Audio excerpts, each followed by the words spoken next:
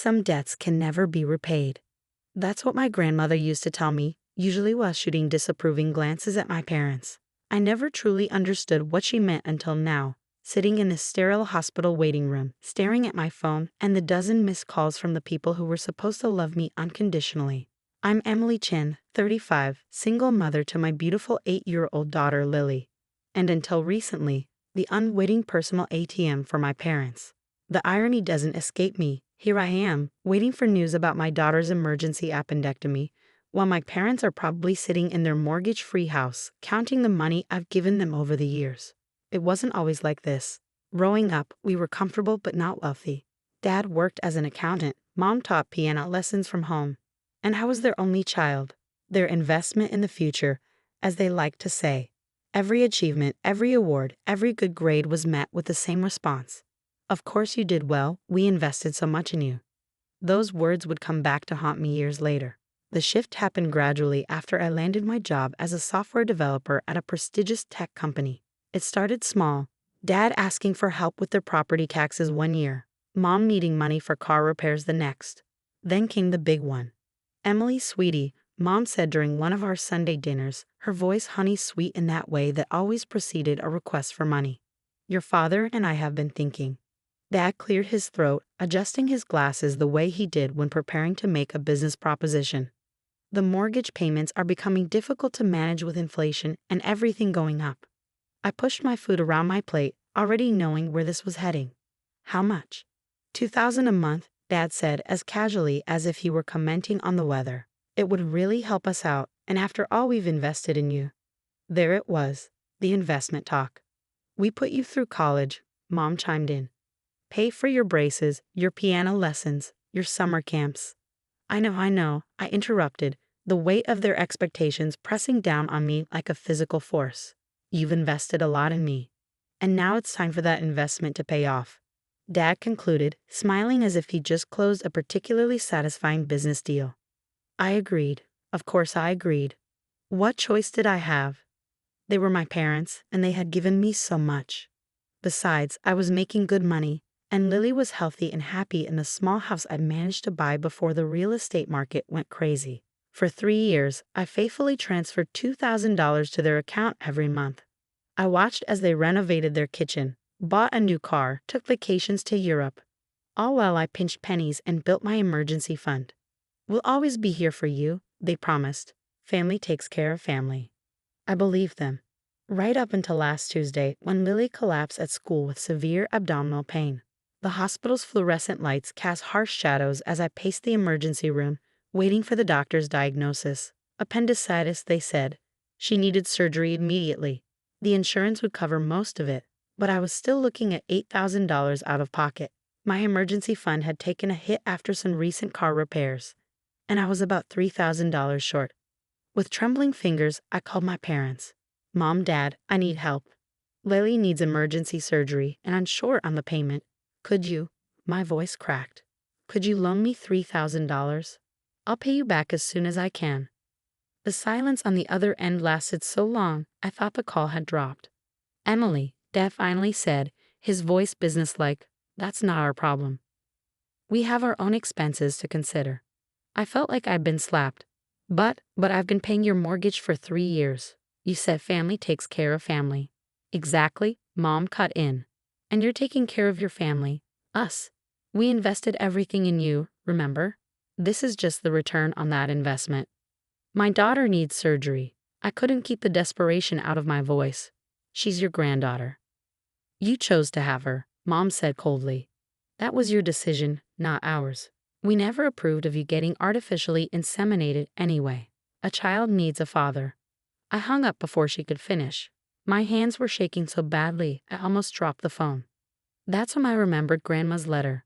The one she'd given me before she passed away 2 years ago, with strict instructions not to open it unless I truly needed it. When you finally see them for who they are, she'd said, her wise eyes sad but knowing, that's when you'll need this most. I kept it in my safety deposit box, almost forgotten until this moment. After making arrangements with the hospital's financial department to admit Lily for surgery, I drove to the bank, my heart pounding with each mile. The letter was exactly where I'd left it, in a cream-colored envelope with my name written in Grandma's elegant handwriting. Inside was a bank statement and a letter that would change everything. My dearest Emily, it began, if you're reading this, then my worst fears about your parents have come true.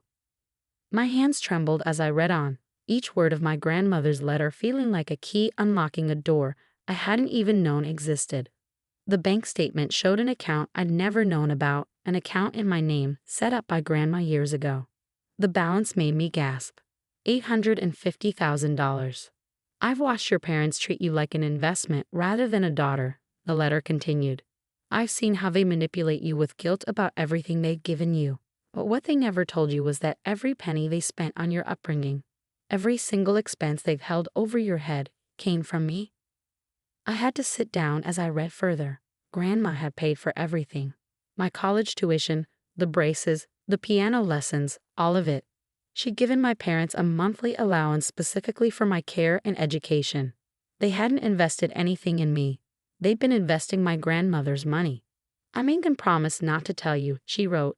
I wanted you to have a normal relationship with your parents, not feel beholden to me. But I fear they've twisted my generosity into a tool to control you. The money in this account is yours now. Use it wisely and remember, real love doesn't come with a price tag. I sat in my car in the bank parking lot, tears streaming down my face as years of guilt and obligation began to crumble away. All those times they'd reminded me of their investment, they'd been taking credit for Grandma's generosity. All those times they'd made me feel indebted to them, they'd been lying. My phone buzzed, a text from Mom. Have you reconsidered your attitude? We raised you better than to be so ungrateful. I looked at the message, then at Grandma's letter, and felt something shift inside me. The guilt that had weighed me down for so long transformed into something else. Clarity. With Grandma's letter in my purse and a new sense of purpose in my heart, I returned to the hospital. Lily was out of surgery, her appendix removed just in time. The sight of her small form in the hospital bed, dark hair spread across the pillow, made my decision crystal clear. Mommy? She mumbled groggily as I smoothed her hair back from her forehead. Are you okay? You look different. I smiled, feeling lighter than I had in years. I'm perfect, sweetheart, and you know what? We're going to be just fine. The next morning, after making sure Lily was comfortable with her favorite nurse, I made 3 stops. First, the hospital billing department, where I paid the entire bill in full. Next, my bank, where I opened a new account and transferred half of Grandma's money into it. A college fund for Lily. Finally, my lawyer's office. Ms. Chen, Gloria Martinez said, reviewing Grandma's letter and the documentation I brought. This is quite a situation. What would you like to do about it? I squared my shoulders. I want every penny back that I've given them under false pretenses. They've taken $72,000 from me in mortgage payments alone, not counting all the other emergencies they've manufactured. And I want it documented. Everything. Gloria nodded, her fingers flying over her keyboard. We'll need bank statements, any written communications about the payments, and she paused, a slight smile playing at her lips. How much evidence do you have of their manipulation? I pulled out my phone. 3 years of text messages, emails, and recorded conversations from our family dinners. At her raised eyebrow, I added, I started recording our conversations after they demanded the mortgage payments. Something felt wrong. But I couldn't put my finger on it then. Smart woman, Gloria murmured. Your grandmother would be proud. The next few days passed in a blur of hospital visits and legal preparations. Lily recovered quickly, her resilience amazing me as always. My parents called and texted constantly, their messages growing increasingly demanding. Emily, this silence is childish. Your father and I raised you better than this. The mortgage is due next week. Don't forget your responsibilities. I ignored them all. Instead, I focused on what Gloria and I had planned. The final piece fell into place when my Aunt Susan, Mom's sister, sent me years of emails between her and my grandmother, documenting every payment, every allowance, every penny that had gone into my upbringing. Your grandmother told me everything before she passed. Aunt Susan wrote, I've been waiting for you to figure it out. It's time they faced the truth. It was Lily who inadvertently set our plan in motion. Mommy, she said one evening as I tucked her into bed, can we have a party to celebrate me being all better? I kissed her forehead. That's a wonderful idea, sweetie. In fact, why don't we have it at Grandma and Grandpa's house? They have that big backyard you love. My parents jumped at the chance to host, probably seeing it as an opportunity to reassert their control. Mom immediately started planning, calling relatives, ordering food. Dad sent me pointed texts about the mortgage payment, which was now 3 weeks late. The day of the party dawned bright and clear. I dressed Lily in her favorite blue dress, braided her hair, and tried to calm the butterflies in my stomach. Gloria had everything prepared, and Aunt Susan had ensured all the key relatives would be there. We arrived early, as planned. Mom was in full hostess mode, directing the caterers, while Dad hovered near the grill, playing patriarch. Their faces when they saw me were a study in calculation, relief that I was there, annoyance that I hadn't been in contact, smugness that I'd apparently come crawling back. "Emily, darling," Mom trilled, air kissing my cheek. We were so worried. "And Lily, sweetheart, come give Grandma a hug." Lily, still slightly pale from her surgery, stayed by my side. "I'm okay here," she said quietly. The guests began arriving: aunts, uncles, cousins, family friends. Mom's bridge club ladies, Dad's golf buddies, all the people they cultivated as witnesses to their perfect family facade. Perfect. As everyone gathered in the backyard, Dad clinked his glass. "Welcome, everyone.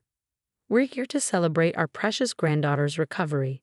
He launched into a speech about family loyalty and support, each word making my skin crawl. When he finished, I stood up. "I'd like to say something too." Mom's eyes narrowed slightly, but she nodded encouragingly. After all, what could I do in front of all these people? 3 weeks ago, I began, my voice steady. My daughter needed emergency surgery. I called my parents for help, asking to borrow $3,000. A murmur went through the crowd. They refused, said it wasn't their problem. "Emily," Dad warned, but I continued. "For 3 years, I've been paying their $2,000 monthly mortgage. They justified this by reminding me of everything they'd invested in me growing up. College, healthcare, extracurricular activities." I pulled out Grandma's letter, but I recently discovered something interesting. Mom lunged forward. "This isn't the time." "They didn't pay for any of it," I announced, my voice carrying across the suddenly silent yard. "My grandmother did. Every penny they claimed to have invested in me came from her." The silence shattered. Aunt Susan stepped forward, holding up her phone. "I have all the emails. Every transaction, every payment, documented." Gloria emerged from the crowd, manila envelope in hand. "I have the legal documentation here, including bank statements and the trust account information." Dad's face had turned an alarming shade of red. "You ungrateful."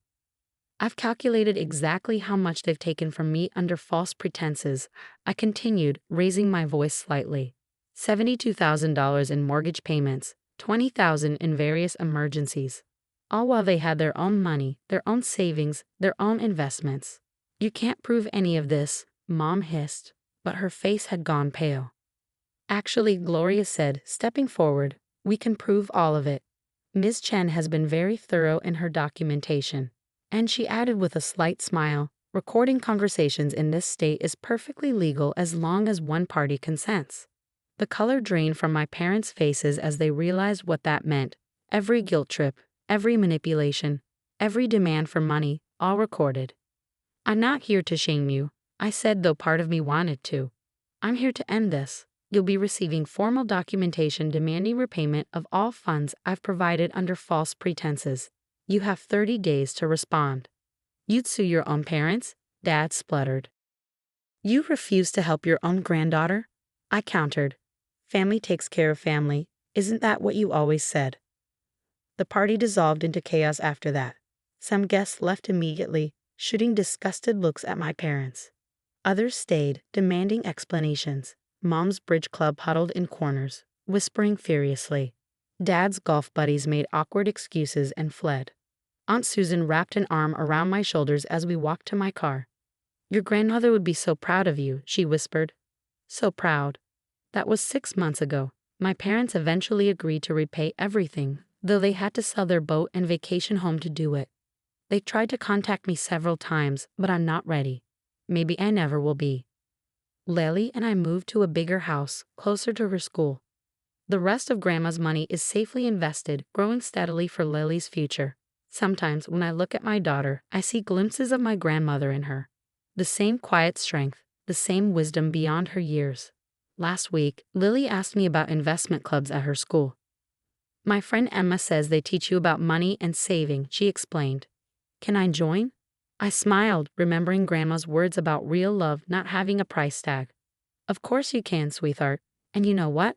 I'll help you learn about it too. No strings attached. She hugged me tight, and in that moment, I knew we'd broken the cycle. My daughter would grow up understanding that love isn't measured in dollars and cents, that family means more than financial transactions, and that some debts, the ones that really matter, are paid forward, not back.